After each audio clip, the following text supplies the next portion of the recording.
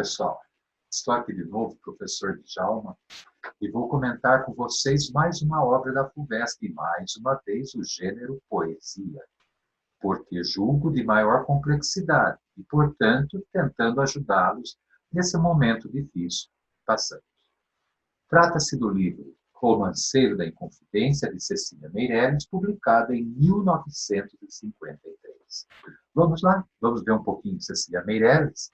Ela é uma carioca, nasceu em 1901, morreu em 1964, né, com 63 anos, e começou a carreira de poeta. Ela não gostava de ser chamada poetisa, e poeta em 1927, na revista Carioca, a revista Festa, que era uma revista que se opunha à recém-acontecida Semana de Arte Moderna, e propunha versos livres, de métrica irregular, os versos brancos sem rimas, o coloquialismo, o humor, a sátira, né?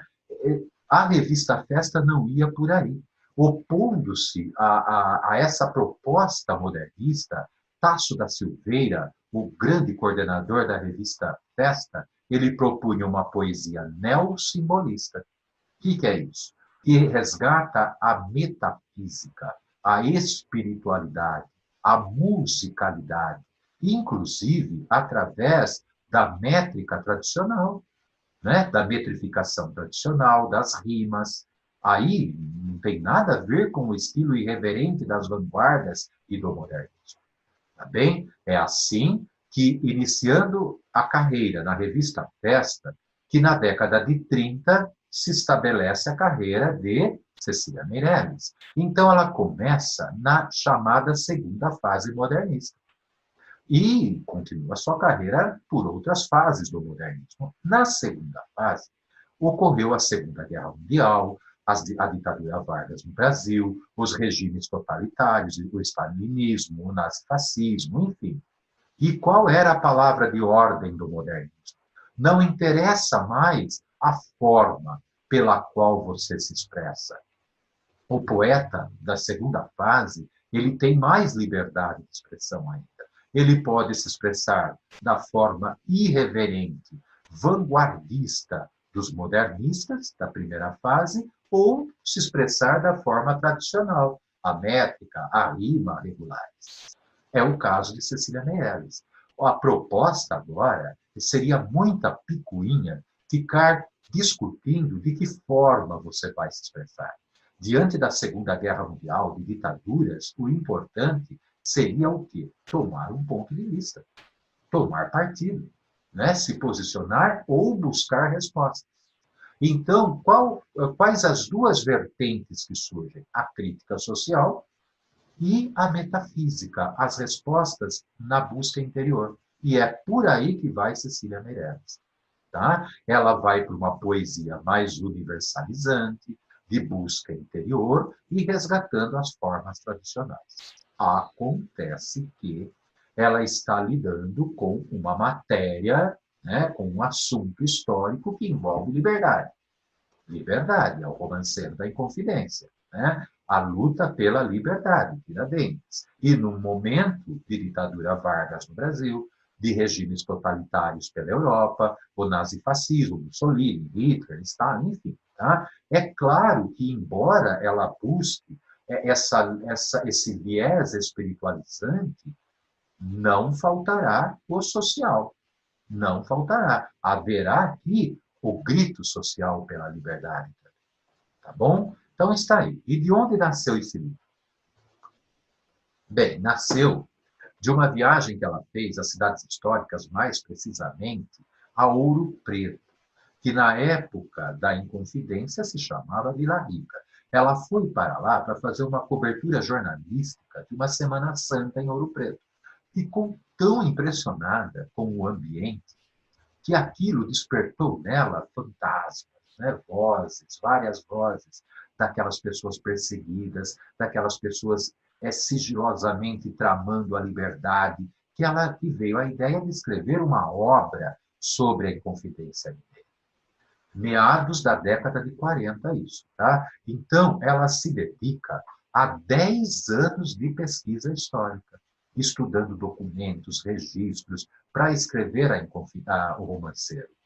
Ela vai ter um assunto histórico.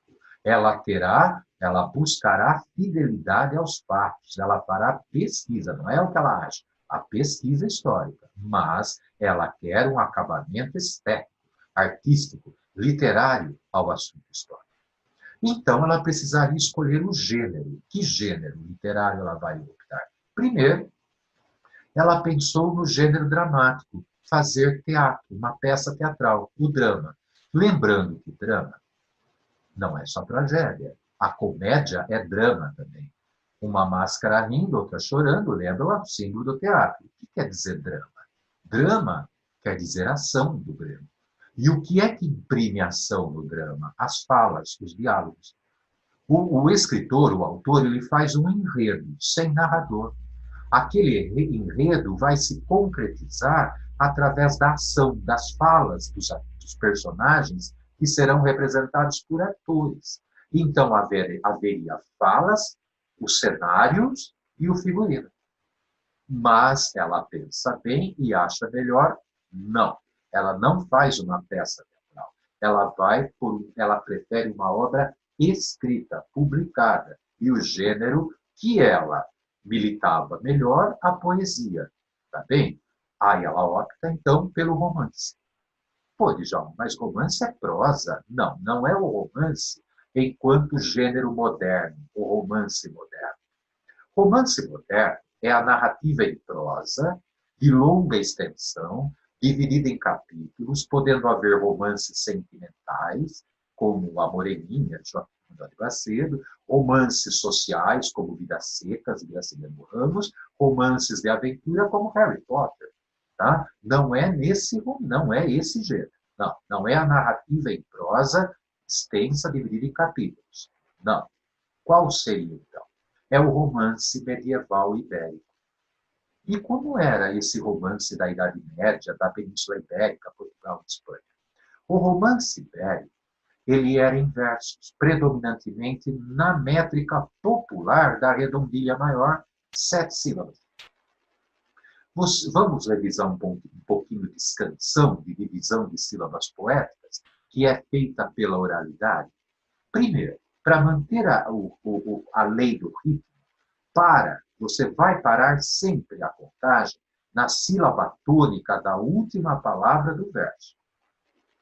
E, quando uma palavra termina em vogal e a seguinte inicia em vogal, elas geralmente se fundem, ocorre a elisão. Elas se fundem numa mesma sílaba, porque é como se fala. Tá bem? Então, vamos lá. Esse romance ibérico, ele é de origem popular. Era feito a partir de relatos do povo e colocados em versos redondinhos, maiores.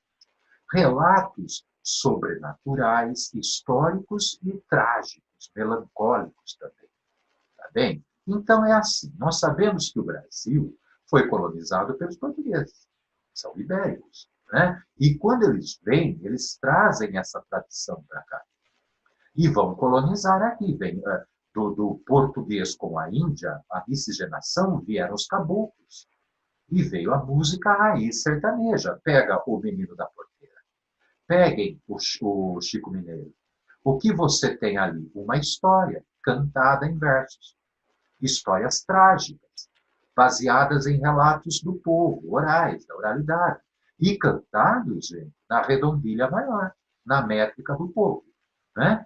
Toda vez que eu viajava pela estrada, pela estrada de Ouro Fino, olha como na fala se fundem as vogais. Vamos comigo? Olha, para na sílaba tônica da última palavra do verso. Toda vez que eu viajar pela estrada de Ouro Fino. 7 sílabas. Fizemos a última viagem. Gen não conta. Chico Mineiro, 7 sílabas. Vocês estão vendo? Isso veio da tradição do romance ibérico, popular. O que a Cecília faz? Como ela quer contar a história também pela voz do povo, ela opta pelo romance. Só que não se chama o romance da Inconfidência. Se chama o romanceiro da Inconfidência. E o porquê romanceiro? Porque romanceiro é um conjunto de romances. ela vai escrever 85 romances e 10 poemas. Os 85 romances, romanceiro é um conjunto de romances. Em letra, a fonte da letra é o normal. Só que ela acrescenta 10 poemas, que se dividem entre falas e cenários, que vem em itálico, ela põe em itálico. Essas falas e cenários oscilam entre primeira e terceira pessoa, predominando a primeira. A fala é como se fosse uma intervenção lírica. O que é lírico? Lírico é uma expressão subjetiva de sentimento, de ponto de vista. As falas são intervenções de vozes, de uma voz que julga, que lamenta, que condena tudo que está acontecendo. É uma intervenção lírica que mantém uma coesão lírica, que busca manter uma coesão lírica. O cenário, também em itálico, ele dá toda a ambientação, o local, a ambientação onde se sucede o enredo, a história. Agora, por falar em coesão lírica, não há bem uma coesão de sequência, não há uma linearidade. O que tenta manter uma certa coesão são as falas e o cenário, porque não há uma sequência linear no romanceiro. Não há uma relação de causalidade. O que quer dizer causalidade? Esse romance veio por causa do anterior. Ele é desfecho do anterior. Não. O leitor ele é pego de surpresa. Então, por exemplo, quando Tiradentes está para ser enforcado no cadafalso, você pensa, ele vai ser enforcado? Não. O romance seguinte não é continuidade disso. Os Domingos de Tiradentes. A infância dele iria se chamar Domingo. Mas por que isso? Quebrou. É um insight. É como se fosse um insight. A literatura, a história, ela tem compromisso com os fatos. A literatura, embora Cecília Meirelles tivesse feito toda uma pesquisa, o interesse maior da literatura não são os fatos, o que aconteceram, mas o que deveria, o que poderia ter ocorrido, o que possivelmente ocorreu. Porque Tiradentes, naquele momento que ele vai ser enforcado, é como se a Cecília colocasse nesse romance, Os Domingos de Tiradentes, o que passou pela cabeça desse homem? Olha a visão de dentro, metafísica, espiritual. É como aquele filme que passa na cabeça da gente, provavelmente, minutos antes que a gente está prestes a morrer. Vocês entenderam? Então, não há uma linearidade, mas há uma coerência ali, essa voz lírica que surge ali. Entenderam? Então, as críticas falam que como não há, a crítica fala que como não há uma linearidade, uma causalidade, o que você tem no romanceiro são episódios que são alinhavados pelas falas e pelo cenário. Tá bem? Então, vamos lá. Aí tem outra coisa. Nós temos que, então, ir comparando o romanceiro, o romance ou romanceiro, com dois discursos. O discurso histórico e o épico. O que é o épico ou epopeia? É que é artístico, é literário. É uma narrativa em verso sobre grandes conquistas, batalhas de um herói de um povo e baseando-se em fatos históricos. Nesse sentido, o romanceiro tem algo de épico. Ele é baseado em fato histórico. Tá? Só que tem muitas diferenças. A narrativa em verso do épico traz uma regularidade métrica muito rígida, como os Lusíadas de Camões. Retrata a viagem de Vasco da Gama às Índias, é um fato histórico, mas são 8.816 versos, quase 9.000 versos, todos decassílabos, todos. Tá? E numa regularidade de rimas, rímica, AB, AB, AB, CC. Além disso, o narrador predominante, 80%, é um narrador em terceira pessoa onisciente, que relata os fatos e relata, inclusive, os sentimentos e pensamentos, sim, mas distante, em terceira pessoa. Tá? E mais, O épico, ele vai no grandioso. Ele pega os aspectos, olhem aqui, ó, grandiloquente. O que quer dizer grandiloquente? Vibrante, que exalta. Ele é uma ode, ele é um canto de exaltação. Tá, e o romanceiro? Não é assim. Poli, poli, poli. E que é isso? Poli, poli, poli. Polimetria, polifonia e poligrafia. Guardem esses três polis, que diferem, que fazem do romanceiro, embora mantenha do épico a base histórica, é um antiépico. Como dizem muitos críticos, é um antiépico. Ela vai por outro caminho, tá? Que contradiz o discurso histórico. Poli, poli, poli. E que contradiz o discurso épico. Vamos lá. Polimetria. Primeiro que o discurso histórico não é em versos, é em prosa. Tá? Já o épico mantém toda uma regularidade métrica. O romanceiro predomina a redondilha maior 7 sílabas. Mas tem várias outras métricas também. Ela trabalha a redondilha menor, 5 sílabas, octossílabos 8, decassílabos 10, tetrassílabo 4, várias métricas. A própria Cecília Meirelles, ela fez a viagem em meados da década de 40, publicou o livro em 53 e em 55, ela vai a Ouro Preto e faz uma conferência para explicar esse livro. Aliás, é essa conferência que está publicado aqui na abertura do livro, no prefácio, onde ela explica que ela optou pela polimetria, várias métricas regulares, né, para adequar melhor a métrica ao assunto tratado em cada romance. Entenderam? Então, com essa polimetria, ela se distancia do discurso histórico e do discurso épico, que é uma regularidade métrica, uma única métrica, do início ao fim. Tá bem? E a polifonia? Várias vozes. O discurso histórico, ele traz um narrador, narrador, vamos falar, né? Que faz um relato frio, imparcial, só ele. Ele narra, ele expõe o fato, ele não é que ele narra, ele expõe os fatos em terceira pessoa. O narrador épico também. E o romanceiro? Polifonia, várias vozes. Entra em primeira pessoa a rainha Maria I, entra em primeira pessoa o escravo, entra em primeira pessoa um bêbado, entra em primeira pessoa o Tiradentes, entra em primeira pessoa um cigano, entra em primeira pessoa um poeta árcade, inconfidente, Tomás Antônio Gonzaga. Várias vozes falam, várias vozes falam. E isso é genial.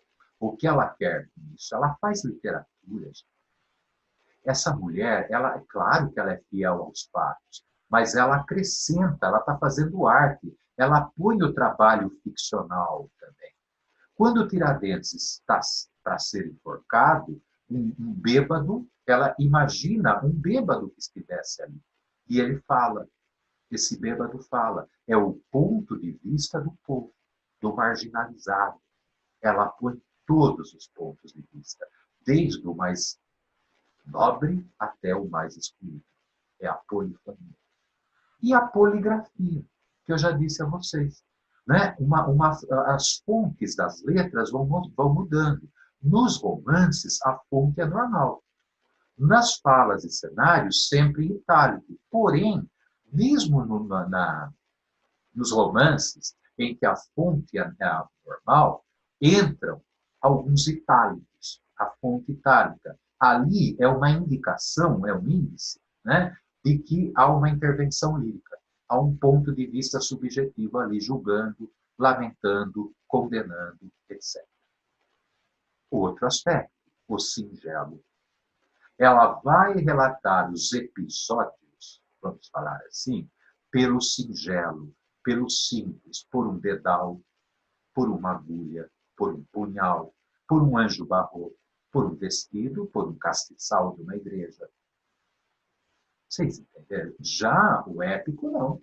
O épico, ele vai pelo grandioso, o canhão, a batalha, a lança, o cavalo. Né? Ela também fala do cavalo. Mas o cavalo de uma maneira simples, singela, aquele que está ali no épico é a batalha, né?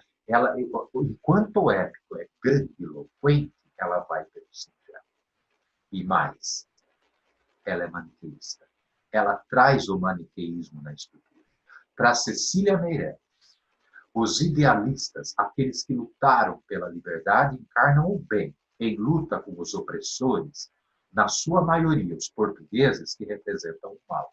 E ela, embora ela tenha feito toda a pesquisa e ela foi fiel à história, ela carrega na tinta. Ela segue a visão que a República criou de Tiradentes, de um mito. Para ela, Tiradentes foi um mito. E o mito, como foi retratado na pintura, como Cristo, comparado a Cristo. Aquele Tiradentes, né, de cabelo comprido, que lembra um Cristo indo para a cruz, e ele indo para a forca, Cristo para salvar a humanidade e Tiradentes para nos salvar da opressão de Portugal. Tá bem? Ela vai por aí sim. Então, o que eu pediria?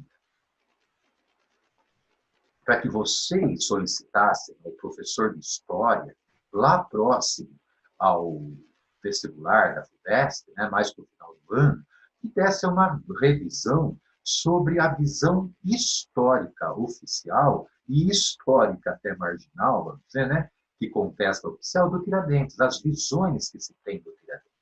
Porque provavelmente, podem ter certeza, a FUVEST ela vai colocar trechos do romanceiro na parte de história. E ela vai colocar na parte de geografia também, porque vai falar de pedras, vai falar de relevos. Cuidado. Então, o professor de outras disciplinas também tem que estar atentos à chamada interdisciplinaridade, se ele quer preparar o aluno para a FUVEST, para a USP. Então, peçam, quer dizer, o professor, ele está ali, ele vai fazer isso. Peça para que o seu professor de história dê uma revisada mais a fundo, né, nesse caso da Inconfidência. Então, vamos lá. Mas o que foi a Inconfidência? Em linhas gerais, tá? Descobrem ouro em Minas Gerais no final do século XVII, e aí, no século XVIII, começa ali a mineração, a fundação das cidades, Vila Rica, São João del Rei, tá? As cidades todas, e ali forma-se uma elite da mineração extremamente rica, que estudava seus filhos na Europa, em Portugal, né? Eles iam estudar em Portugal. E na Europa, eles tomavam contato com o quê? Com o iluminismo, com os ideais do iluminismo. Ideais de liberdade, igualdade, fraternidade. Mas, Djalma, isso é a Revolução Francesa. Sim. Aliás, a Revolução Francesa, ela veio por causa do iluminismo. Ela se baseou nos ideais iluministas. Tá? E além da Revolução Francesa, de 1789, também a proclamação da independência dos Estados Unidos em 4 de julho de 1776. Tanto a independência americana quanto a Revolução Francesa se tiveram como base ideológica o iluminismo da liberdade, igualdade e fraternidade de Voltaire, Montesquieu e Rousseau. Né? Agora, lembrando também das ideias artísticas que vigoravam na Europa naquela época. Havia acabado o barroco, tá? Na arquitetura, na escultura, na literatura. Mas em Minas, o barroco tardio. O que é barroco tardio? Chegou atrasado. Em Minas, as igrejas ainda eram feitas, as esculturas, no estilo barroco pelo Antônio Francisco Lisboa, que é o Aleijadinho, e será retratado no Romanceiro da Inconfidência. É o chamado barroco tardio na escultura e na arquitetura das igrejas barrocas de Minas. Tá? Mas na literatura já vigorava o arcadismo ou neoclassicismo. O que é isso? Vamos revisar? Esses intelectuais, esses jovens filhos de mineradores que iam estudar na Europa, se formavam em direito, tomavam contato com as ideias iluministas e com as ideias árcades, neoclássicas, e quando voltavam, se tornavam poetas também. Tá bom? Então vamos lá. O arcadismo ou neoclassicismo. O iluminista Rousseau criou a tese do bom selvagem, dizendo que o homem nasce bom, o que o corrompe é a civilização. O selvagem, o índio, por viver em contato com a natureza distante da civilização, ele é puro. Tudo que ele caça, ele pesca, ele colhe, ele divide em igualdade com a tribo. Logo, a tribo vira uma fraternidade, eles são como irmãos fraternos. E como o índio não quer acumular, ele tem liberdade para aproveitar a sua vida, a natureza. Liberdade, igualdade e fraternidade. Olha que a partir da sociedade indígena, do selvagem, o Rousseau está esboçando um modelo mais igualitário de civilização. Vocês estão vendo? Agora, lembrem que o índio também está aproveitando a vida, ele tem liberdade para... O que você lembra disso? Carpe diem. Aproveite cada dia latim, como se fosse o último da sua vida. O que quer dizer isso? Né? O ideal, a tese do bom selvagem, do iluminista Rousseau, acabou influenciando as artes. Os artistas da época, eles vão buscar o equilíbrio se imaginando na natureza.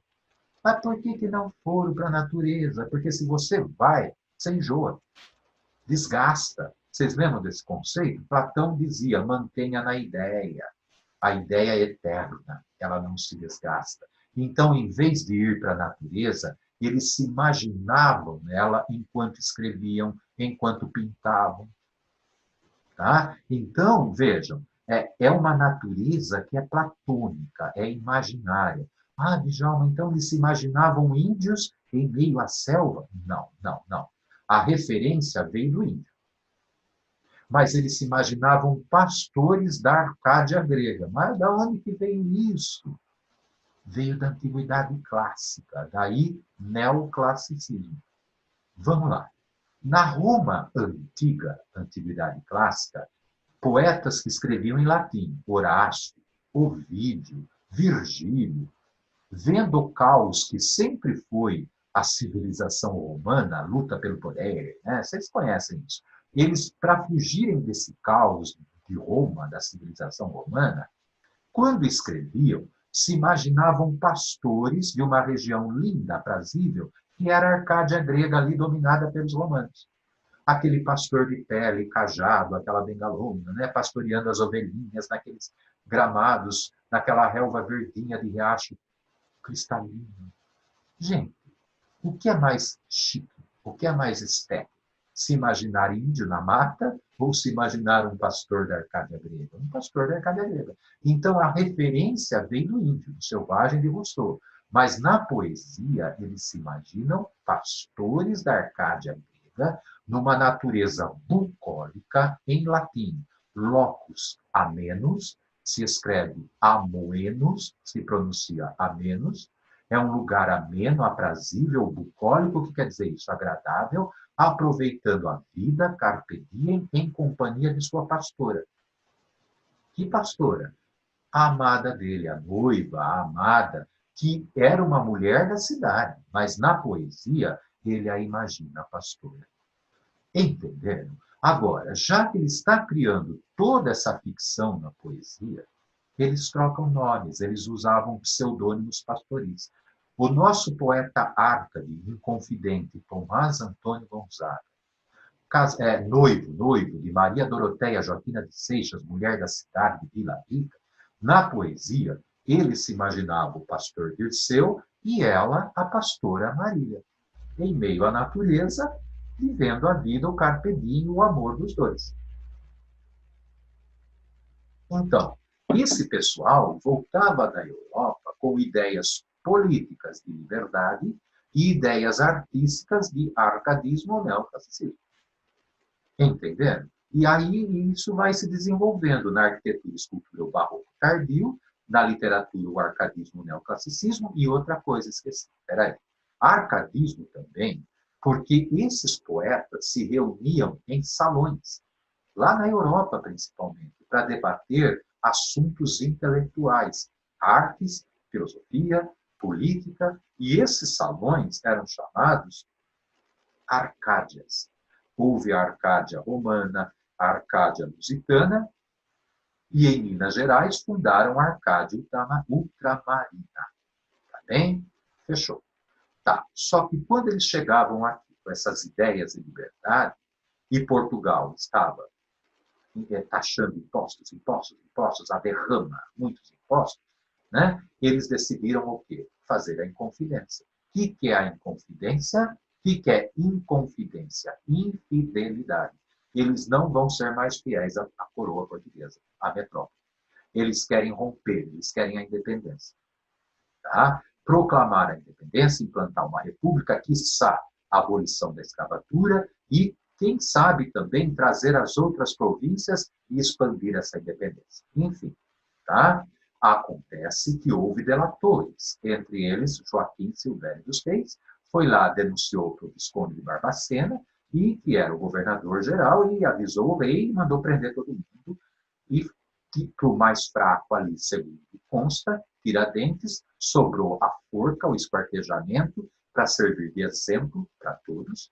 O corpo dele, os pedaços espalhados pela estrada que ligava Vila Rica ao Rio de Janeiro, né? E os demais que tinham mais proteção e dinheiro tiveram a pena mitigada, aliviada, o exílio perpétuo na África, tendo todos os bens confiscados pela coroa portuguesa. Quem era a rainha que governava? Dona Maria I, a louca, ficou louca. E que teve, com a loucura, que ceder o governo para o filho dela, Dom João VI. Tá bem? Então tá aí. Visto tudo isso, sabe? Vamos para o livro em si, vamos para o romanceiro da Inconfidência. Vamos lá. Esse livro se divide em 5 partes. Tá? Acostumam dividi-lo em 5 partes. Para ficar mais didático tudo isso. Então, seria assim. A primeira parte seria a Sociedade do Ouro. A fala inicial, o cenário e 19 romances. É a Sociedade do Ouro. O que vocês têm que perceber é que tudo começa com maus presságios. Tudo começa errado. É ambição, é ganância, é ouro, é ouro, é ouro. Então, guardem isso, os maus presságios. Vamos comigo? Tudo começando errado.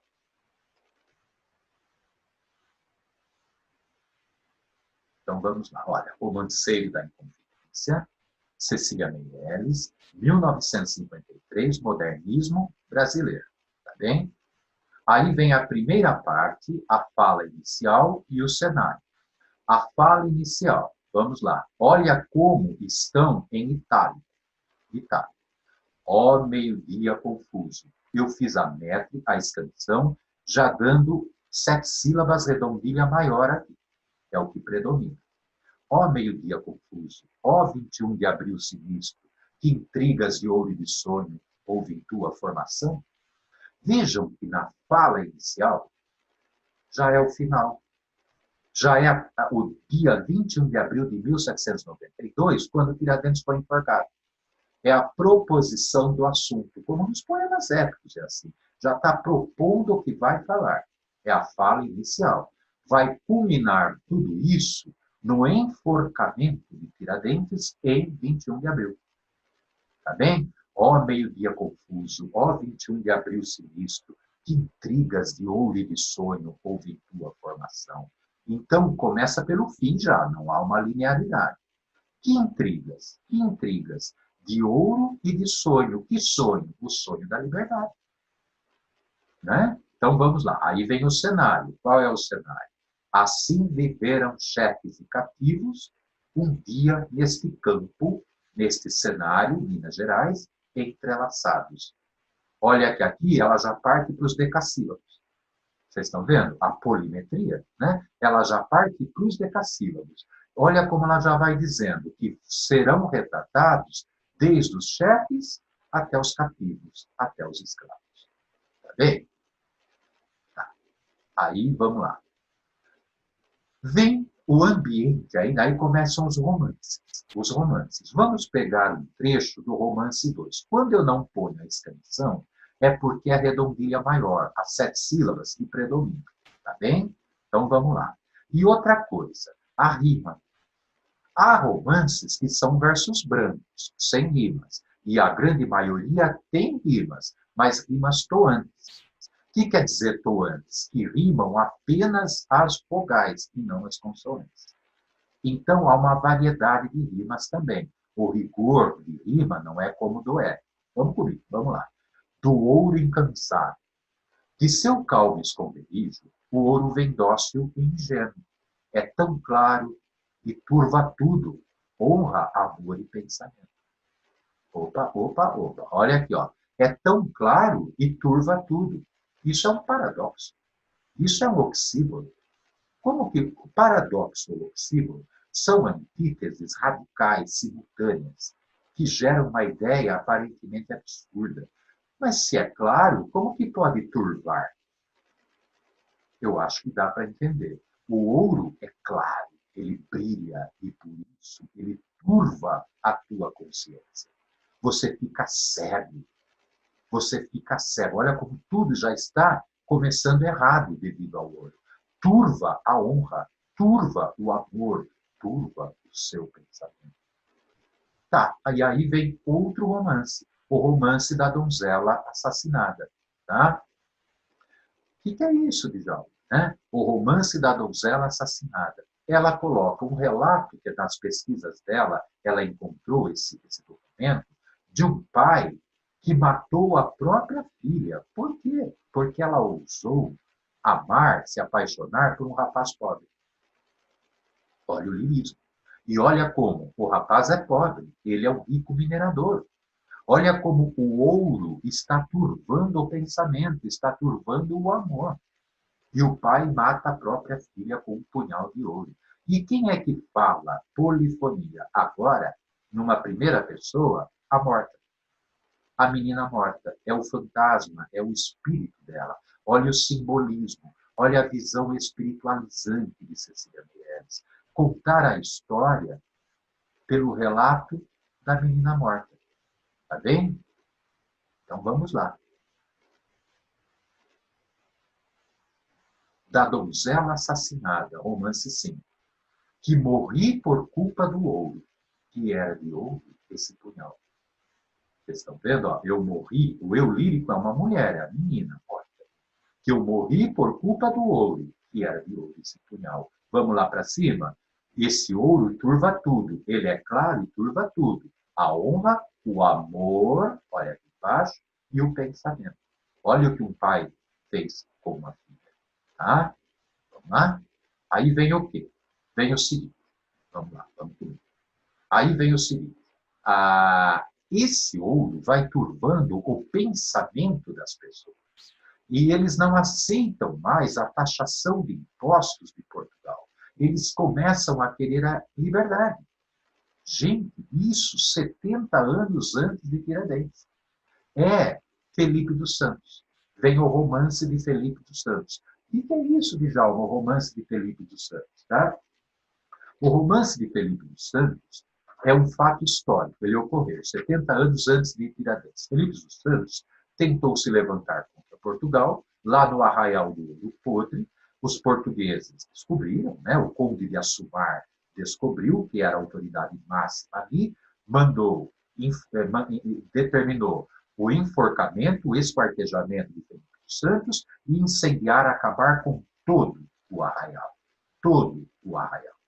Tá bem? Então vamos lá. E ele é morto. 70 anos antes de Tiradentes, já houve a morte igualzinha de Felipe dos Santos. Então vamos comigo. Olha, isso aqui é famoso. Foi musicado por Chico Buarque de Holanda e a Redondilha Maior. Toda vez que um justo grita, um carrasco vem cavar. Quem não presta fica vivo e quem é bom mandou matar. Olha o maniqueísmo. Quem é bom? Os que lutam pela liberdade. Quem é mau? Os portugueses, os opressores. Quem não presta fica vivo. E quem é bom mandam matar. Isso é famoso. Ficou famoso, música de Chico Buarque. Tá? Agora vejam aqui. O presente histórico. Esse fato já ocorreu. E por que Cecília Meirelles opta pelo verbo no presente? Né? Quem não presta fica vivo. Fica vivo. E quem é bom mandam matar. Por que ela coloca isso no presente? É o presente histórico. Ela consegue eternizar a mensagem. Até hoje isso é válido. Até hoje, quem não presta fica vivo e quem é bom mandam matar. Guardem isso, hein? Podem questionar isso. o valor desse presente. Chama-se presente histórico. Ele torna aquele fato do passado eterno, atemporal. Vamos. E aí vem a polifonia. Opa, o que é a polifonia?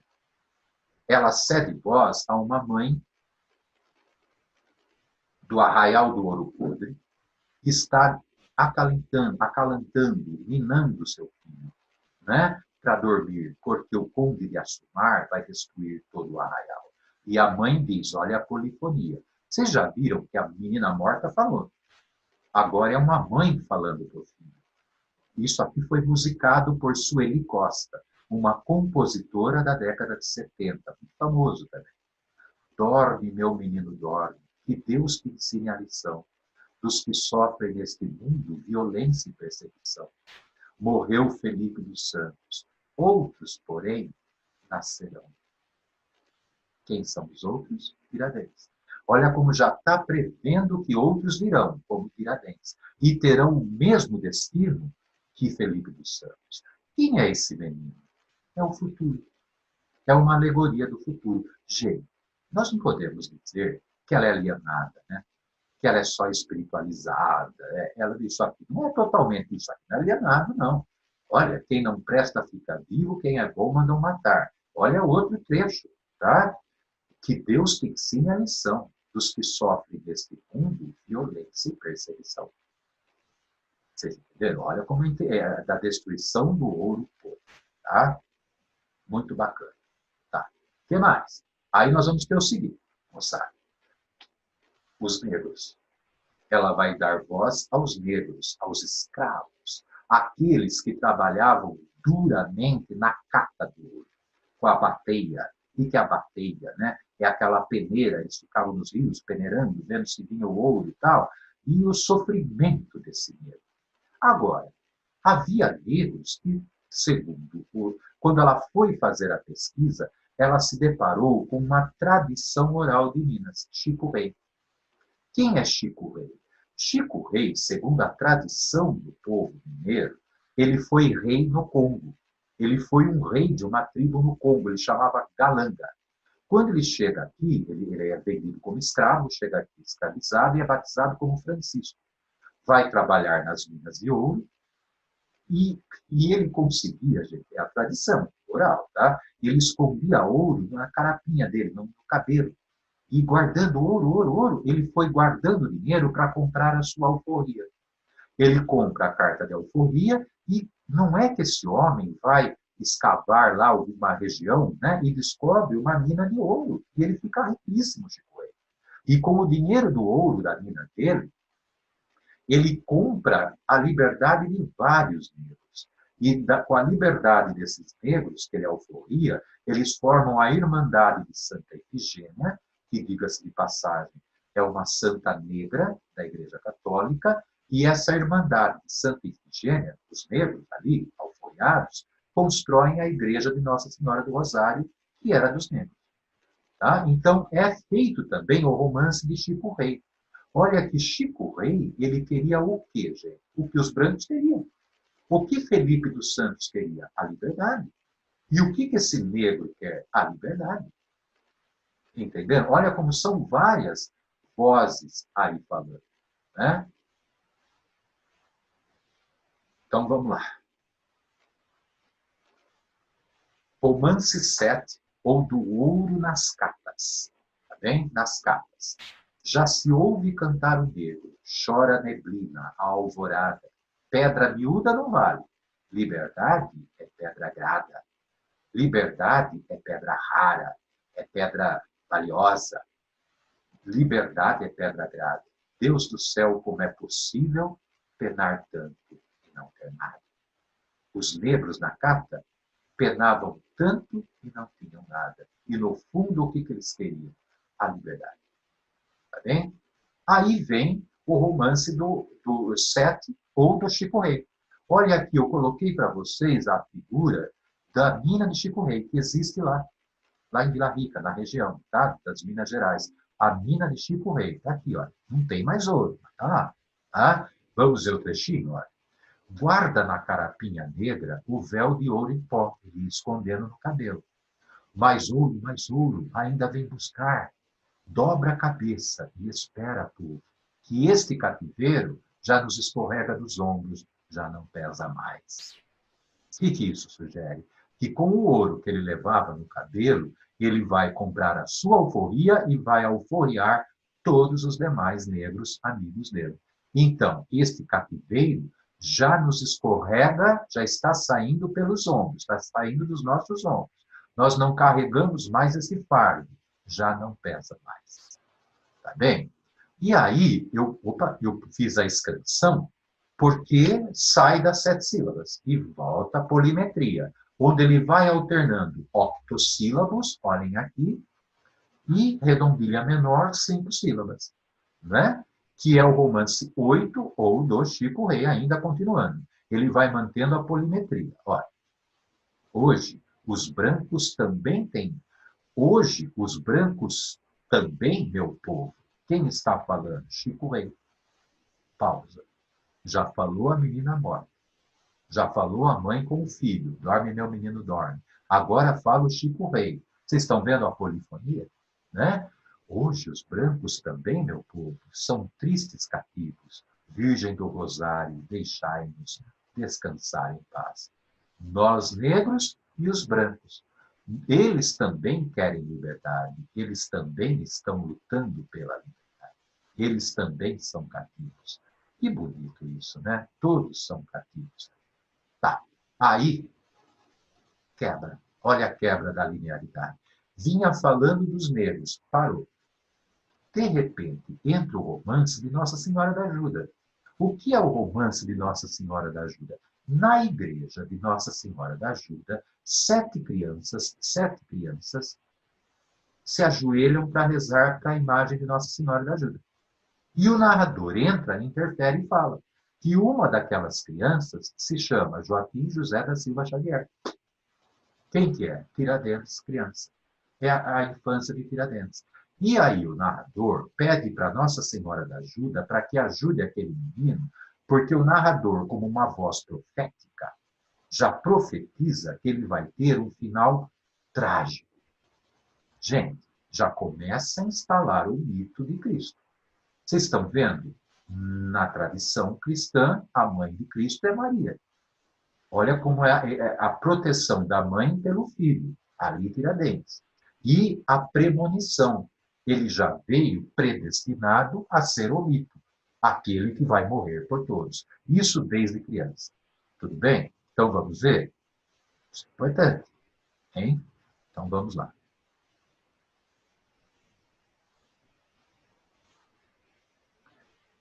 Nossa Senhora da Ajuda. Entre os meninos que estão rezando aqui na capela, um vai ser levado à forca, com baraço e com pregão. O que é baraço? É aquela corda que usa para enforcar as pessoas. E o pregão é a proclamação, é o anúncio do enforcamento.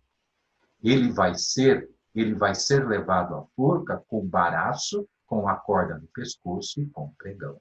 Olha como o menino ali já está predestinado a ser o mártir. Né? Tá. Aí, pausa e quebra isso. E volta os negros. Voltam os negros. Como? Qual? A lenda de Chica da Silva. Gente, eu tenho um roteiro aqui. Claro, né? Eu tenho que ir seguindo, porque é muita coisa. Me perco para ajudar vocês. Então, vamos lá. O que seria? Chica da Silva. Chica da Silva, isso é documentado, isso existiu, isso não é tradição oral.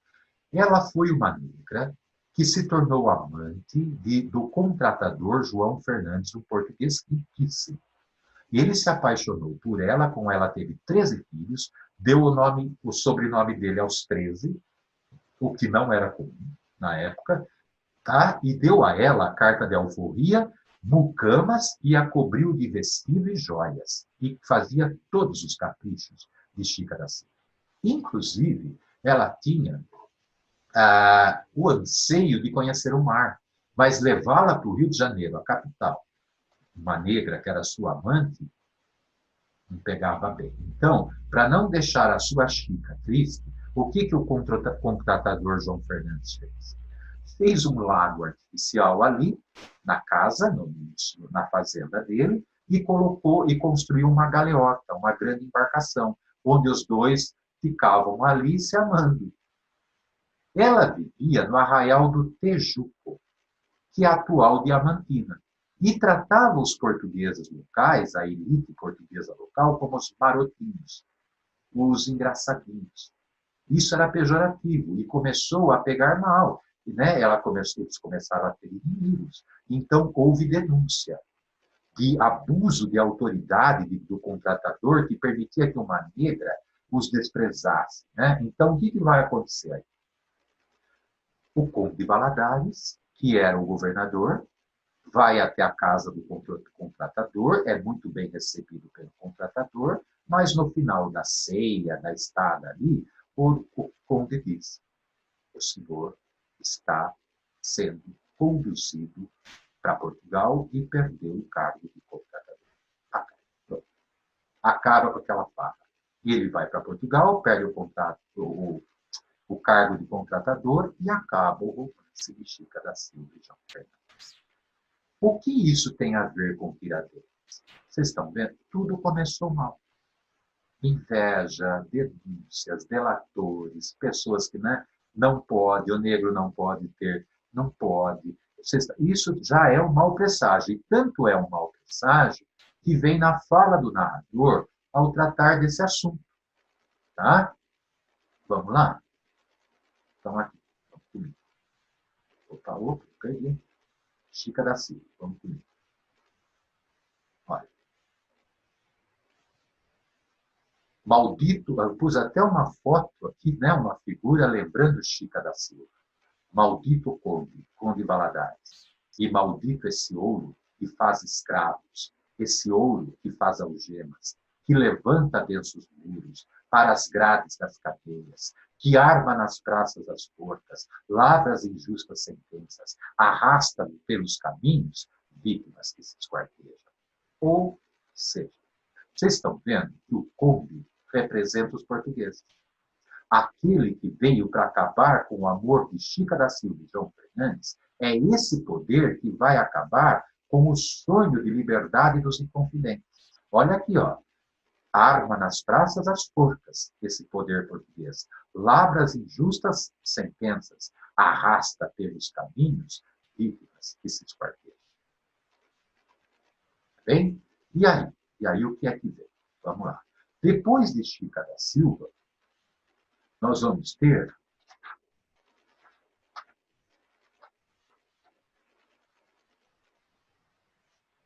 a segunda parte. Acaba a primeira parte e vem a segunda parte. O que é a segunda parte? É a preparação da conjuração mineira, da Inconfidência e a descoberta dos planos, a denúncia. Agora o bicho vai pegar. Tá bem? Então, um dos romances que mais ilustram esse momento é o romance das ideias. Tá? Vamos, através deles, ver todo o ambiente que está se formando ali para culminar na Inconfidência. Tá bem? Então, vamos. O romance das ideias. Eu não pus inscrição, por quê? Porque é redondilha maior, quando põe, é 7/5. Anjos e santos nascendo, em mãos de gangrena e lepra. Quem que é esse? O aleijadinho. Todos os sonhos barrocos deslizando pelas pedras. A pedra sabão que o aleijadinho esculpia e fazia, por exemplo, esses profetas que estão em Congonhas do Campo, cidade histórica de Minas. Tá bem? Tá. A Europa ferver em guerras. Revolução Francesa. Portugal todo de luto. Triste rainha no governo. Por que Portugal de luto? Morre precocemente, com 27 anos, o príncipe Dom José, filho de Dona Maria. Tá? Aí Portugal fica de luto. E o sofrimento é tão grande para Dona Maria que dizem que começa a desencadear nela a loucura. Triste rainha o governa. É Dona Maria I que vai ficar louca. Ouro, ouro, pedem mais ouro e sugestões indiscretas. Uns poucos americanos, por umas praias desertas, já libertaram seu povo da prepotente Inglaterra. O que é isso? Aquelas ideias que se propagam pela Europa, que fazem a Europa ferver em guerra, as ideias iluministas, estão gerando, olha aqui, a independência dos Estados Unidos. Tá bem? Então vamos lá. O que mais? Doces invenções da Arcádia, delicada primavera. Agora o arcadismo ali. Vocês estão vendo como vai pondo todo o cenário, não é cenário, é romance. Mas o próprio romance já vai introduzindo o clima em que se deu tudo ali. A conjuração, a inconfidência e tal. Doces invenções da Arcádia. Ó, uma paisagem inventada, só no pensamento, na ideia. Delicada primavera, o locus amenus, o bucolismo, né? Pastoras, sonetos, liras. Entre ameaças austeras, de mais impostos e taxas, e uns protestam e outros negam. Em meio àquela poesia toda alienante, a realidade da taxação de impostos, que vai gerar a conjuração, a inconfidência. E os inimigos atentos, que de olhos sinistros velam. Quer dizer, aqueles que estão à espreita só observando o levante que está começando ali contra a taxação de impostos. E os aleives. O que são os aleives? As calúnias, e as denúncias e as ideias. Gente, que ideias começavam a correr ali? De liberdade, olha, eu pus aqui, igualdade e fraternidade.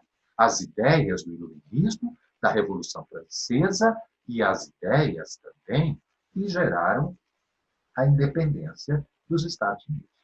Tá bem? Aí vem o quê?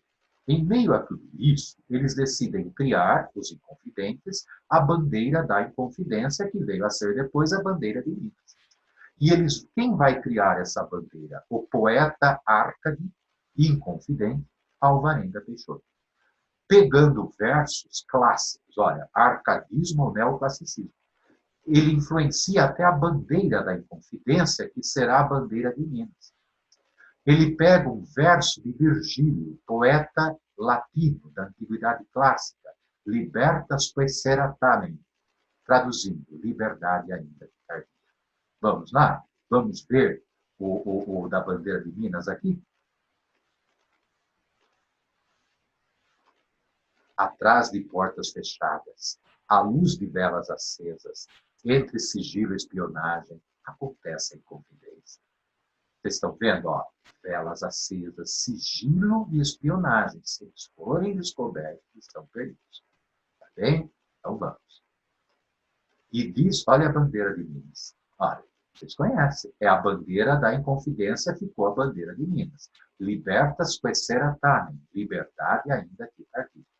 E diz o vigário Toledo, ao poeta Alvarenga Peixoto, escreva-me aquela letra do versinho de Virgílio, e dá-lhe o papel e a pena. E diz o poeta ao vigário, com dramática prudência, tenham meus dedos cortados, antes que tal verso escrevam. Ele teme ser pego, ele criou a bandeira. Liberdade ainda que tarde, ouve-se em redor da mesa, e a bandeira já está viva, e sobe na noite imensa. Que bonito, né? Que noite, gente. A noite da opressão. Por que eles estão lutando? Pela liberdade. E ela sobe na noite imensa. Liberdade. Essa palavra que o sonho humano alimenta. Olha a metalinguagem. Cecília Meirelles usa palavras para questionar sobre a palavra liberdade. E é muito bonito. Isso aqui é famoso, hein? Olha, liberdade. Essa palavra que o sonho humano alimenta. Que não há ninguém que explique. E ninguém que não entenda. Quem é que não entende o que é liberdade? Mas não dá nem para explicá-la. É o que todo mundo quer. Seja o negro, lembra o que Chico Rei falou? Os brancos também estão no cativeiro. Ou seja os ricos. Sejam os escravos, ou sejam os ricos. Sejam os negros, ou sejam os brancos. Todos estão sob o mesmo cativeiro. Bacana, né? Olha como ela vai dando uma coesão a esses episódios. Aí vem a tristeza da rainha, né? Que eu já falei, pela perda do filho, né? Com a loucura de mais para frente vai assumir Dom João VI, e começa a ver avisos anônimos. O que é isso? De que está vendo, de que os portugueses já estão sabendo que está tendo coisa ali. Tá bem? E é preciso tomar cuidado, mas tem um elemento aí, um inconfidente, que ele é tão idealista, mas tão idealista que ele não toma cuidado.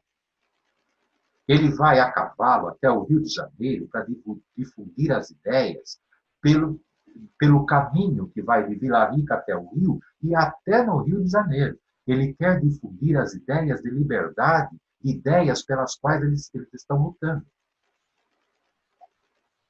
Ele, qual era a missão de Tiradentes?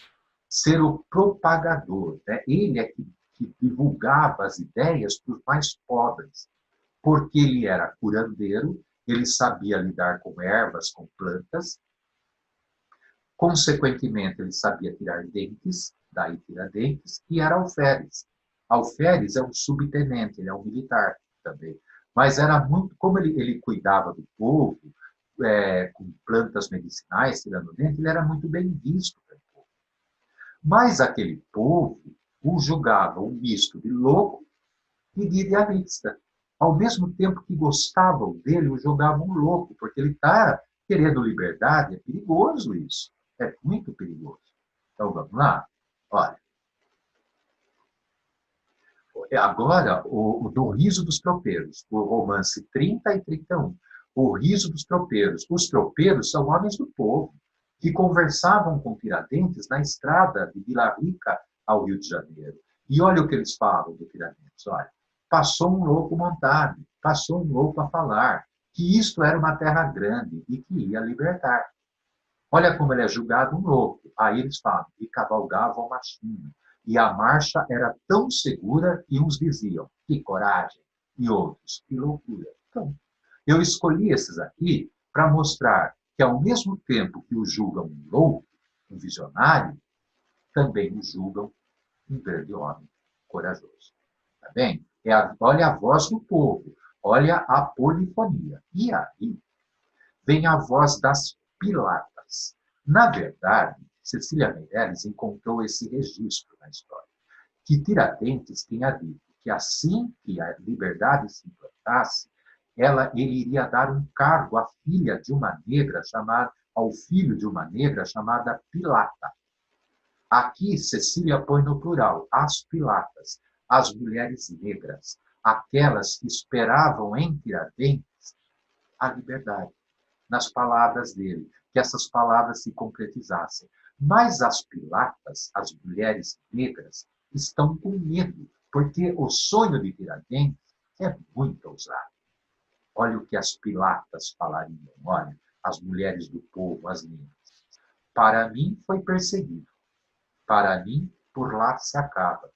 Não se deve sonhar o pobre, que o pobre não vale nada.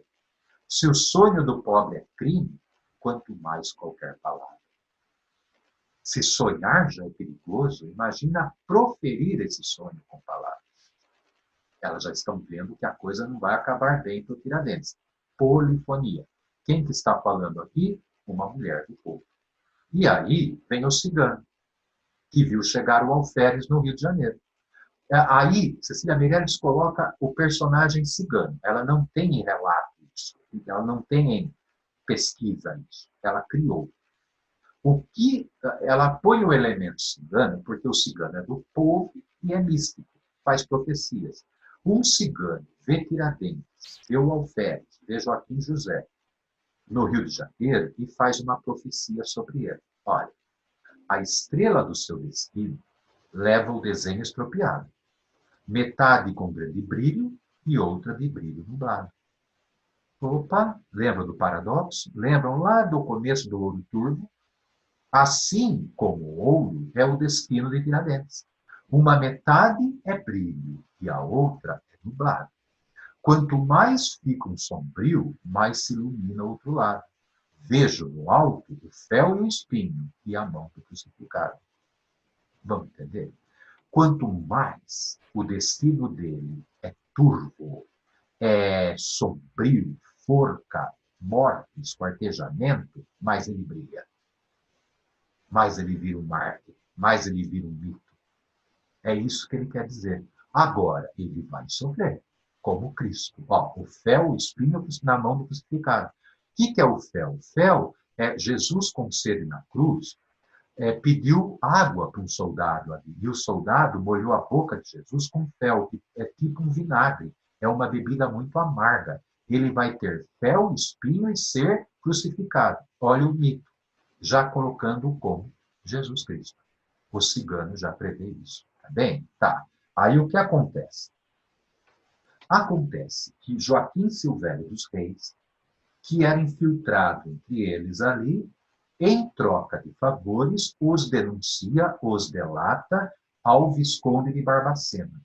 O Visconde de Barbacena, portanto, ele vai, em maio de 1789, ele vai ordenar a prisão de todos. Quem é que acaba preso? O Tiradentes. É maio de 1789, o mesmo ano da Revolução Francesa.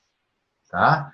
Vamos ver aqui Joaquim Silvério dos Reis. Se é o delator, se Tiradentes é como Cristo, ele é como Judas. Olha bem, ó. Romance 34 ou de Joaquim Silvério. Melhor negócio que Judas, fazes tu, Joaquim Silvério, pois ele encontra remorso, o Judas, coisa que não te acomete. Pelos caminhos do mundo, nenhum destino se perde. Aos grandes sonhos dos homens e à surda força dos vermes que tu és. Vocês estão vendo que os inconfidentes, principalmente Tiradentes, são os grandes homens. E o verme é Joaquim Silvério. Olha o maniqueísmo. Tá bem? Tá. Aí Tiradentes é preso, no maio de 1789, e é ele falando, a polifonia da voz a ele. Minas da minha esperança, minas do meu desespero, agarram-me os soldados como qualquer bandoleiro. Vim trabalhar para todos e abandonado me vejo. Todos tremem, todos fogem. A quem dediquei meu zelo? Tiradentes se vê abandonado. A coisa foi feia, tá? Então, moçada, né? O que vai acontecer? Aí vem o lendário embuçado. O que é o embuçado? O encapuzado.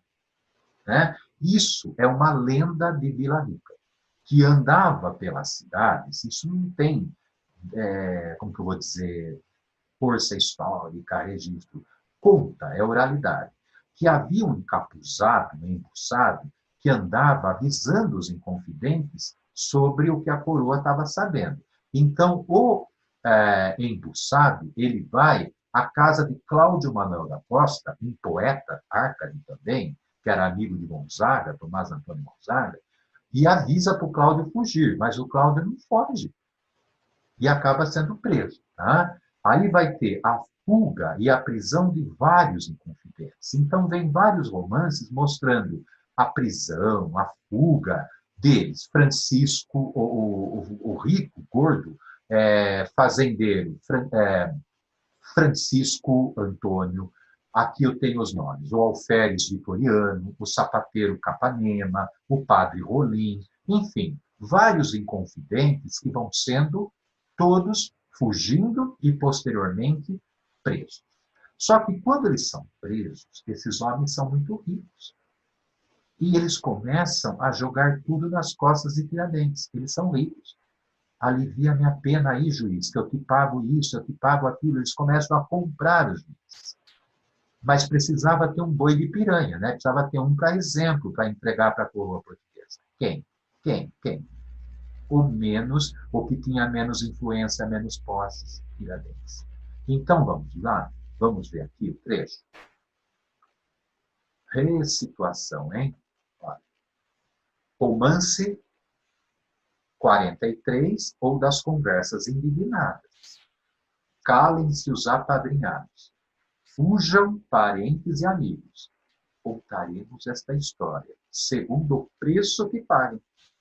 Vocês estão vendo? Ó, segundo o preço que paguem, juízes comprados. E ao mais fraco escolheremos, para aparecer por todos, para receber por todos, o justo e exemplar castigo. Vai sobrar para quem? Pro Tiradentes, exatamente. Tá? Aí, moçada, o que vai acontecer? Vai haver o quê? O confisco dos bens de Tiradentes.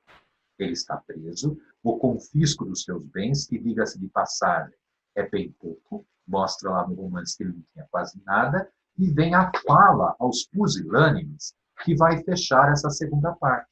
O que são os pusilânimes, os covardes? É uma fala, não é um romance, é uma fala, por isso ela vem em itálico. Vamos lá. Aqui, vistes caídos os que matastes. É a fala falando, é uma voz lírica falando para os covardes, para os pusilantes. Vistes caídos os que matastes, em vis masmorras porcas de credos, indicados por vosso punho, por vossa língua peçonhenta, por vossa letra delatora. Só por serdes os pusilânimes, os da pusilânime estirpe, que atravessa a história do mundo em todas as datas de raças, como veia de sangue impuro, queimando as puras primaveras e enfraquecendo o sonho humano quando as auroras desabrocham. E fecha essa parte. Olha como a fala condena feio aqui os covardes que delataram Tiradentes, que julgaram, que jogaram nele os juízes, os próprios inconfidentes mais ricos ali, que pagaram os juízes para jogar toda a culpa no Tiradentes. Tá bem? Tá. Aí vem a terceira parte. A fala dos pusilânimes fecha a segunda parte. A terceira parte é a morte de Cláudio Manuel da Costa, o poeta também Árcade, né? E tinha o pseudônimo na poesia de Glouceste Saturno ou Alceste. Ele se imaginava o pastor Glouceste ou Alceste, e a musa dele, imaginária, Nise, ele a chamava de Nise. Tá? É a poesia Árcade. Acontece que Cláudio vai ser preso e vão encontrar o corpo dele pendurado, enforcado. É, a história oficial fala que ele se enforcou na prisão, mas Cecília Meirelles, do Romanceiro, não corrobora essa visão. Ela vai em outras vertentes, que é o seguinte: ele não se matou. O mataram para que ele não entregasse mais gente, foi queima de arquivo, e colocaram o corpo pendurado, simulando enforcamento. Tá bem? Então, isso será retratado também aqui na terceira parte. Vamos lá.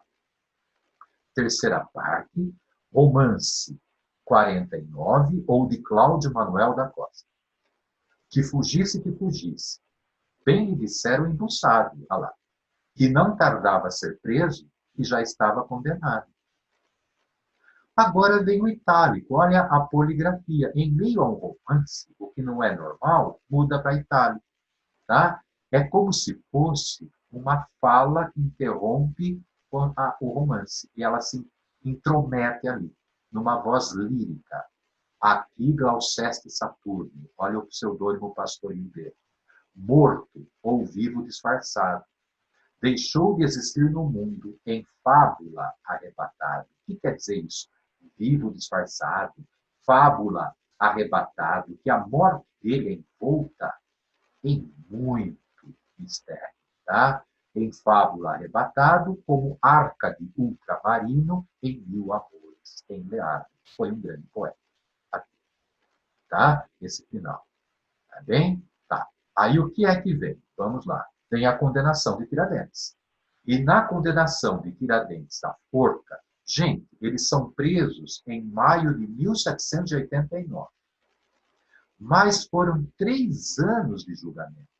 Então, eles vão ser executados, presos, exilados, lá em 1792. Tá? Então, aí vem a condenação dele à forca por esquartejamento. E vem agora o romance das palavras aéreas. É famoso isso aqui, tá? Que é a condenação de Tiradentes. Olha a metalinguagem. Cecília Meirelles usa a palavra para falar da força das palavras. Veja, ai palavras, que estranha potência vossa.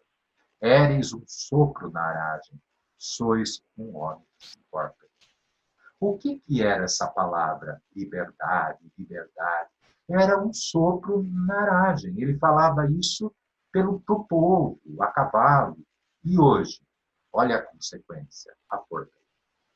És o homem que se forca, a condenação dele.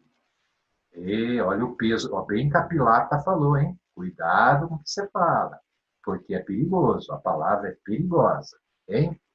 Aí vem a prisão de Gonzaga, Tomás Antônio Gonzaga, que o advogado, rico, poeta, o Dirceu, né? Que imaginava sua noiva Maria Dorothea Seixas como Marília na poesia.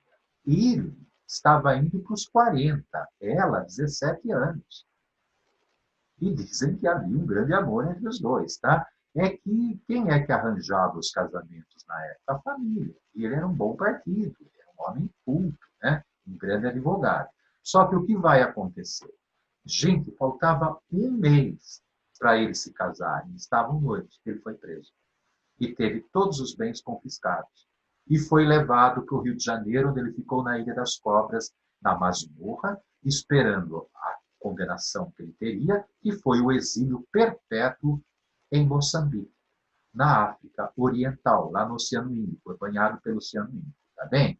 Então nós vamos ter a prisão de Gonzaga e o noivado interrompido dele com Maria Doroteia, que é a Maria. Vamos. Romance 54 ou do enxoval interrompido. É o noivado interrompido.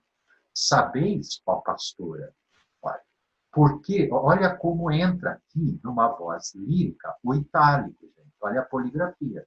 Toda vez que vem esse itálico, sugere uma voz subjetiva, que está lamentando, que está passando uma certa emoção.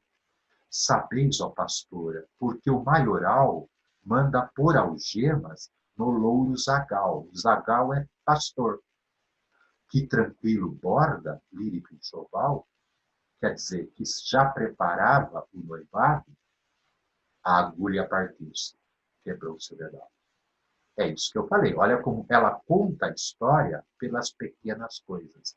A agulha, o dedal, acabam sendo o quê? O fim do enxoval, o fim do noivado, de Dirceu e Marília, de Gonzaga e Doroteia. Tá bem? Acabou. Ele foi preso, terá todos os seus bens confiscados, não será enforcado, mas será exilado para sempre em Moçambique. Tá.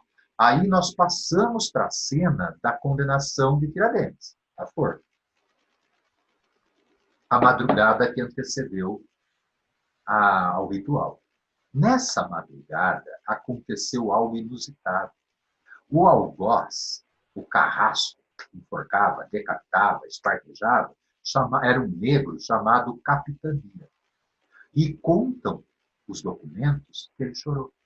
Esse homem, esse algoz, era frio e ele se condoeu por Tiradentes. Então vamos ver o trecho em que o Capitania, o negro carrasco, ele chora por Tiradentes. Olha, vede o carrasco ajoelhado. Eu pus até a pintura, olha aqui, ele aqui ajoelhado. Olha. Todo em lágrima lavado, lamentável sua morte. Romance 58 ou da Grande Madrugada. Tá bem? Aí, o que acontece? Né? Aí vai ter a execução de Tiradentes. Né? Será mostrada a execução de Tiradentes. E lembrando que Tiradentes, dizem que ele foi para a forca, dizem os relatos, os textos, né? Levando uma pedra não lavrada, como um símbolo do quê? Do ideal que ainda não foi lapidado. A pedra que não foi lapidada, ele leva nas mãos. Um ideal que ele queria ter visto concretizado e não viu. Tá? Então vamos lá. Vamos ver toda a sequência aqui e eu vou comentando. Olha, romance 60 ou do caminho da forca. O alferes que vai passando para o imenso cadafalso, onde morrerá sozinho por todos os condenados. Dona Maria I foi a rainha, a louca lá, que assinou a condenação de Tiradentes. Aqueles que foram salvos não vos livram do remorso deste que não foi perdoado, pois agora é quase um morto, partido em 4 pedaços, e para que Deus o aviste, levantado em postes altos. Tá bem? Aí veja bem. A Cecília Meirelles, ela acrescenta algo que os relatos históricos não trazem. Ela imagina um bêbado vendo a cena do enforcamento e as pessoas rindo, contentes em ver aquilo. Masoquistas, sadomasoquistas terríveis, rindo da desgraça alheia. E olha o que o bêbado fala. Olha a polifonia, a fala do bêbado. Via o penitente de corda ao pescoço. A morte era o menos, mas era o alvoroço. Se morrer é triste, por que tanta gente vinha para a rua com cara contente? Gente, que bacana isso. Olha que nessa polifonia, o que você percebe? Que o bêbado tem mais lucidez do que aquelas pessoas. O bêbado é a voz da lucidez. É uma loucura o que fizeram com Tiradentes. Está bem? Então, olha que ela chega a dar voz também a esse bêbado na polifonia que ela tem. Tá. E aí, Dona Maria I é retratada prisioneira, cativa da sua loucura. Tá? Vamos ter a condenação e o exílio de Alvarenga Peixoto em Angola, tá? Lá em Angola. Então, vamos ver tudo isso? Vamos lá.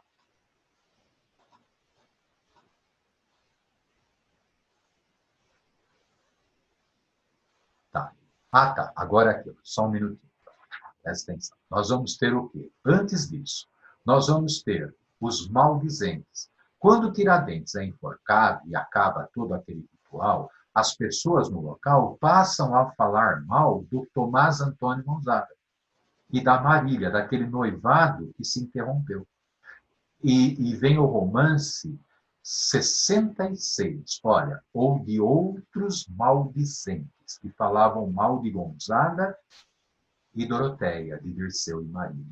Entre pastores vivia, à sombra da sua amada. Ele dizia, Maria.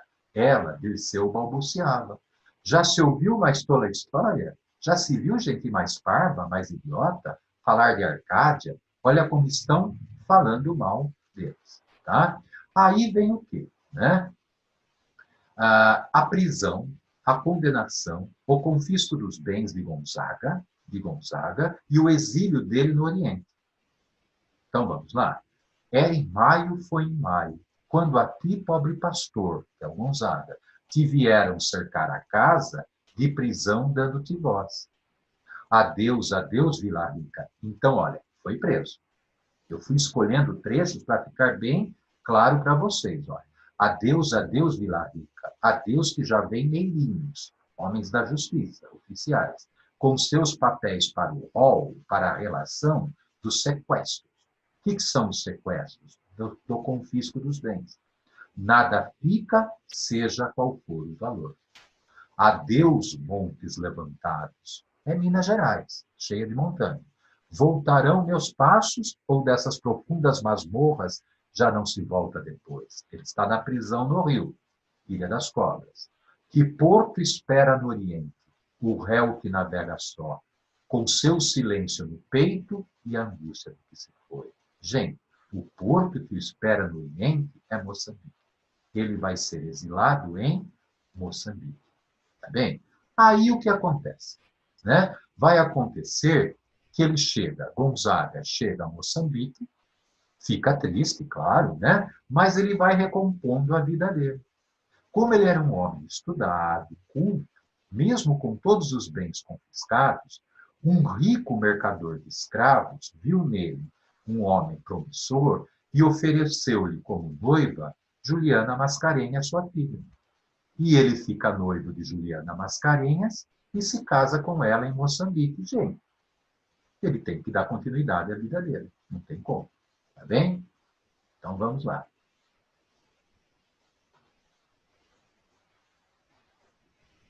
Romance 72, ou de Maio no Oriente. Quando fala no Oriente, é em Moçambique, na África. Vocês estão vendo como Maio marcou a vida de Gonzaga? Foi preso em Maio, né, ele foi exilado em Maio, agora ele ficou noivo em outro Maio, ele vai casar em outro Maio. Então vamos lá. Em maio, outra vez em maio, depois de tanto terror, Tomás Antônio Gonzaga, longe no exílio, se casou. Aqui eu fiz questão de fazer a extensão, porque o nome dele já dá uma redondilha. A Cecília Meirelles fala isso no prefácio, que os próprios nomes dão métrica. Olha, Joaquim José da Silva Xavier, dá um decassílabo, o nome do Tiradentes. Dona Maria I, da redondilha maior. Ela fala isso, que os próprios nomes já traziam musicalidade. Enfim, Gonzaga tem que esquecer Marília, Doroteia, e fica noivo de Juliana Mascarenhas, no Oriente. E a Marília? E a Doroteia lá em Vila Rica? Né? Ela, gente, coitada, ela vai acabar solteira, vai morrer velhinha, com mais de 80 anos, e solteira. E aí, Cecília Meirelles imagina o sofrimento dessa moça. E o narrador tenta justificar a Marília, a Doroteia, o porquê de Gonzaga ou de Liceu ter se casado lá em Moçambique. Vamos. Não chores tanto, Marília, por esse amor acabado. Que esperavas que fizesse o teu pastor tão desgraçado, tão distante, tão sozinho, em tão lamentoso estado? A bela, porém, gemia, só se estivesse alienado, só se estivesse louco. Não é possível que ele dissesse. Triste, né? Vocês estão vendo que tudo vai acabando muito triste, né? Tudo, para todos, para todos. Tá bem? Tá. E aí, na quarta parte, o que nós vamos ter? Né? Nós vamos ter a condenação de Gonzaga e Alvarenga Peixoto também. Né? As pessoas maldizem Gonzaga, como já vimos, o exílio de Gonzaga no Oriente, e agora nós vamos ter o Alvarenga Peixoto. O Alvarenga Peixoto, gente, é um poeta árcade, né? Ele é um poeta árcade, e era casado com a rica Bárbara Eliodora, uma mulher paulista, fina, de muita educação, tinha uma filha chamada Maria Efigênia, mas quando são descobertos, ele tem todos os bens confiscados, ele é exilado em Angola, na África, morre 2 anos depois, por volta de 1794, a Bárbara Eliodora fica louca com o exílio do marido, morre com 60 anos, e a filha deles, Maria Efigênia, que era uma menina linda, muito bem educada, que estudava piano com afinco, não é que ela acaba morrendo precocemente, adolescente, da queda de um cavalo. Tudo muito trágico. Tudo. Então vamos lá, olhem aqui.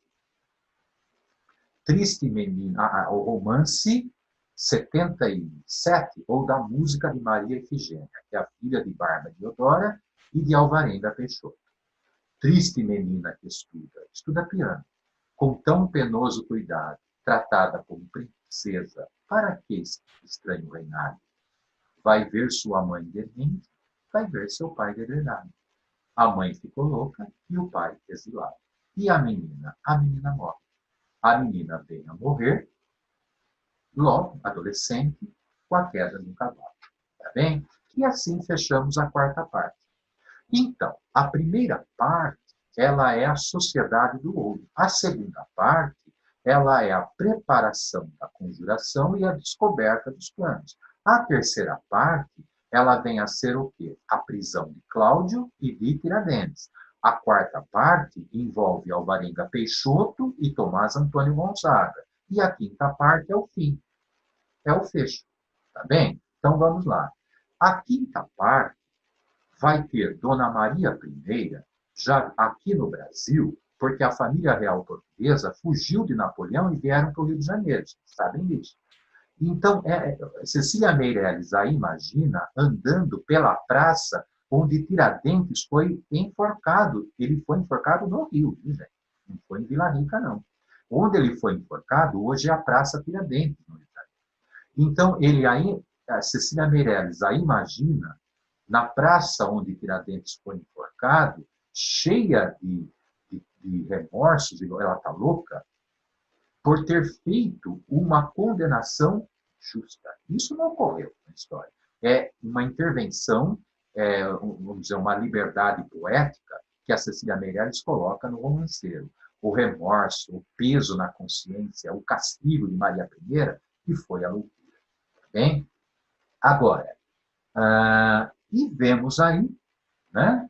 A independência do Brasil, virá a independência do Brasil, a família real portuguesa vai embora, Dom Pedro fica, proclama a independência, e o romanceiro vai se fechando com o Romance dos Cavalos da Inconfidência. Antológico, muito bonito. Vamos lá, está terminando. Olha, a quinta parte, alguns trechos, em redondilha maior. Não, não é não. Eles eram muito cavalos. É octossílabos, desculpe. Eles eram muitos cavalos. Ela faz em octossílabos, em versos de 8 sílabas. Eles eram muitos cavalos, entre sonhos e contrabandos, alheios às paixões dos donos, pousando os mesmos olhos mansos, nas grotas repletas de escravos, nas igrejas cheias de santos. Vocês estão vendo que esses animais estão alheios a tudo que está acontecendo. Eles simplesmente cumprem o que lhes impõe, conduzir os humanos. Olha aqui o octossílabo, tá? Eles eram muitos cavalos, e alguns foram postos à venda. Outros ficaram nos seus pastos, e houve uns que, depois da sentença, levaram o alferes cortado em braços, pernas e cabeça, e partiram com sua carga na mais dolorosa inocência. Olha que interessante. Eles eram muitos cavalos, mas aqui começou a fragmentá-los. Alguns foram postos à venda, outros ficaram nos seus pastos. E houve uns.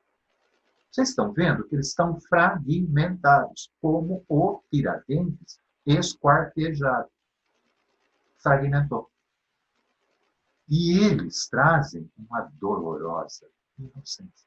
Eles tiveram que conduzir os restos, os pedaços do corpo de Tiradentes para ser espalhado entre Vilarica e o Rio de Janeiro. E eles não tinham culpa disso. Eles são animais. Eles são irracionais. Eles são a pureza dos animais. Quem faz tudo isso que foi feito aí são os homens. O que esses cavalos representam? A pureza. A pureza da natureza. Contra a racionalidade humana, que é cruel. Eles eram muitos cavalos, mas ninguém mais sabe os seus nomes, sua pelagem, sua origem. Iam tão alto, iam tão longe, e por eles se suspirava, consultando o imenso horizonte. Morreram seus flancos robustos, né? O flanco é o lombo, que pareciam de ouro e bronze.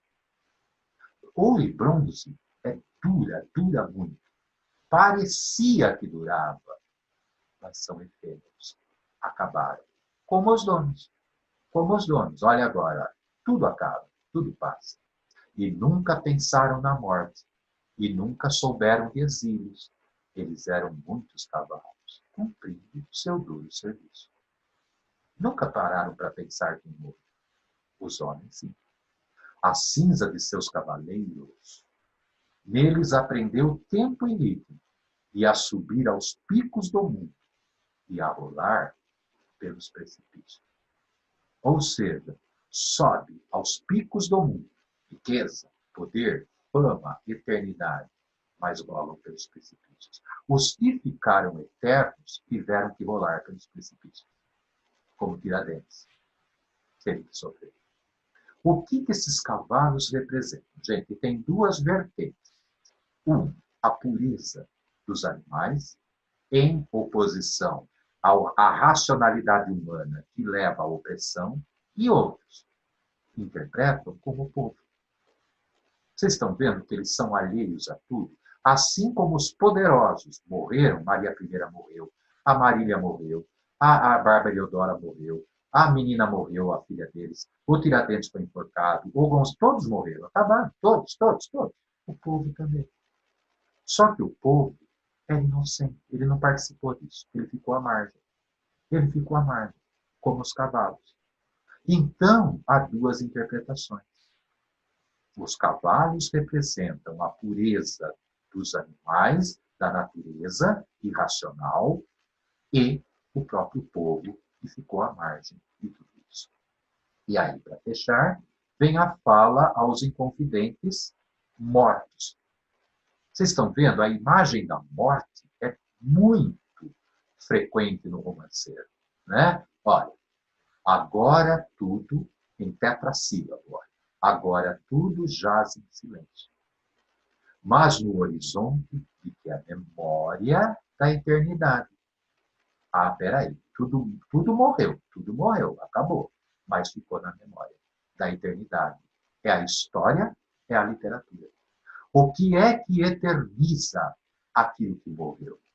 A história e as artes. Nós estamos falando deles agora, que já morreram, mas se eternizaram nessa obra de Cecília. Vejam, agora tudo jaz em silêncio, mas no horizonte de que a memória da eternidade referve o embate. Olha, volta tudo, de antigas horas, de antigos papos de homens antigos. Quais os que tombam em crimes exaustos? Quais os que sobem purificados? E acaba assim. Olha como acaba com uma interrogação. É como se Cecília falasse, tá, você me julga porque eu fiz de Tiradentes um mito? E quem prova o contrário? Quer dizer, quem é que está com a razão? Tem tantas versões da história. A única coisa é que eu faço literatura, diz ela, eu faço arte. E a minha missão eu cumpri. Eu eternizei todos eles que morreram. Todos, todos. Agora, cabe a vocês julgar se ele foi o quê? Um criminoso ou se ele foi purificado. Pronto, cabe a cada um. Pesado, né? É uma obra pesada, histórica, todo um trabalho com a palavra, o romanceiro da Inconfidência.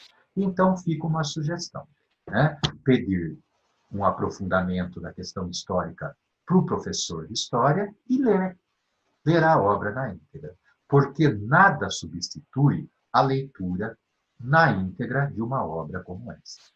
Tá bem? Agradeço a atenção de vocês.